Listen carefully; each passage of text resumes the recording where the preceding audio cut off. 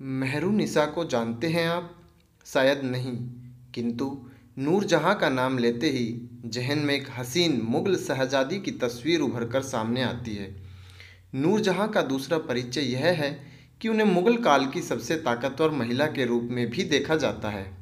यहाँ नूरजहाँ का जिक्र इसलिए हो रहा है क्योंकि नूरजहाँ ही मेहरुनिसा थी। अब सवाल यह है कि आखिर वह कौन सी परिस्थितियाँ रही कि मेहरुनिसा को नूरजहाँ बनना पड़ा। आइए जानने की कोशिश करते हैं। मेहरुनिसा का जन्म 1597 में हुआ था। वह मिर्ज़ा घियास की चौथी संतान थी, जो कि मुग़ल शासक अकबर के खास माने जाते थे। अकबर ने उन्हें इत्मत उद दौला की पदवी दे रखी थी। पिता अच्छे पद पर थे, इसलिए मेहरुनिसा का बचपन भी अच्छा बीता। मेहरुनिसा 17 साल की थी जब उनकी शादी शेर अफ़गान अली कुली खान इस्ताजुल से कर दी गई। उनका पति बहुत बहादुर था, उसका अपने इलाके में खास दबदबा था। इस लिहाज से मेहरुनिसा की ज़िंदगी अच्छे से गुजर रही थी। तभी 1607 के आसपास उनके पति का निधन हो गया। यह मेहरुनिसा के लिए बहुत बुरा दौर था, इतना बुरा कि मेहरुनिसा ने खुद काम करने की ज़रूरत आन पड़ी। वह मुग़ल साम्राज्य की दासी बन गई। आगे मुग़ल शासक अकबर के निधन के बाद उनके उत्तराधिकारी जहांगीर ने गद्दी संभाली, तो मेहरुनिसा को जहांगीर की सौतेली माँ रुकैया सुल्ताना बेगम की सेवा करने का मौका मिला। अब कहते हैं कि जहांगीर ने इसे नूरजहाँ बनाया। आगे भी कुछ साल ऐसे ही बीते। फिर अचानक 1611 के आसपास उनके फिर से अच्छे दिन आ गए। असल में जहांगीर ने एक दिन मेहरुनिसा को देखा।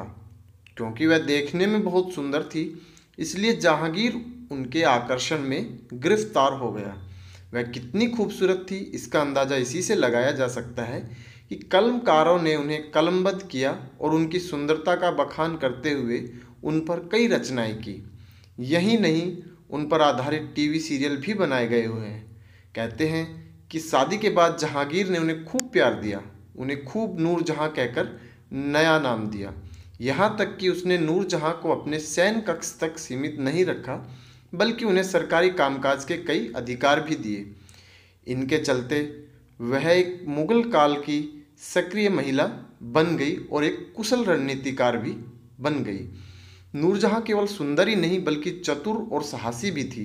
कहते हैं कि जहांगीर को नशे की बुरी लत थी, इस कारण शासन में उसकी पकड़ कम होने लगी थी।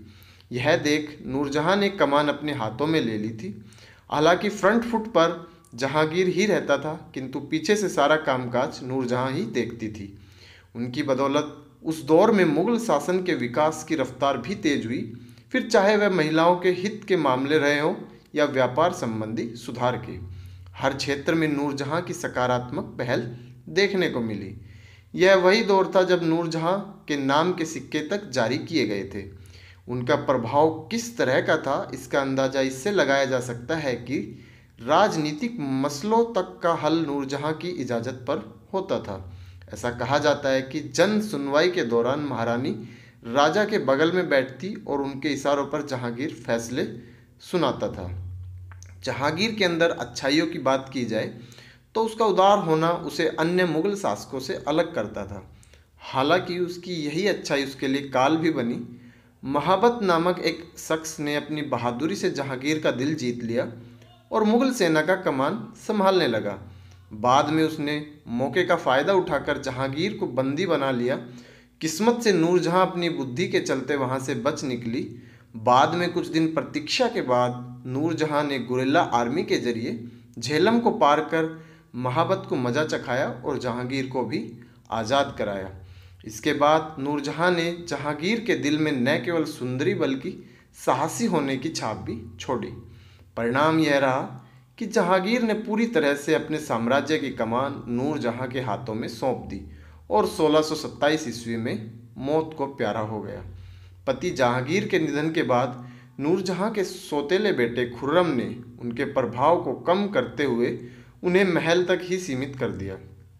बाद में 1645 के आसपास उन्होंने भी हमेशा के लिए अपनी आंखें बंद कर ली। अमूमन प्यार की निशानी की बात होती है तो सबकी जुबान पर ताजमहल का नाम होता है। जिसे मुग़ल शासक शाहजहाँ ने अपनी पत्नी मुमताज़ बेगम की याद में बनवाया था। किंतु क्या आपको पता है कि उससे पहले भी किसी ने अपने प्यार के लिए एक मकबरा बनवाया था? जी हाँ, बात नूरजहाँ की हो रही है, जिन्होंने जहांगीर की मौत के बाद उनकी याद में एक शानदार मकबरा बनवाया था। इसके अलावा आगरा में ताजमहल के कंस्ट्रक्शन से पहले नूरजहाँ ने अपने पिता मिर्ज़ा घियास बेग की याद में एतमाद उद दौला नाम का मकबरा बनवाया।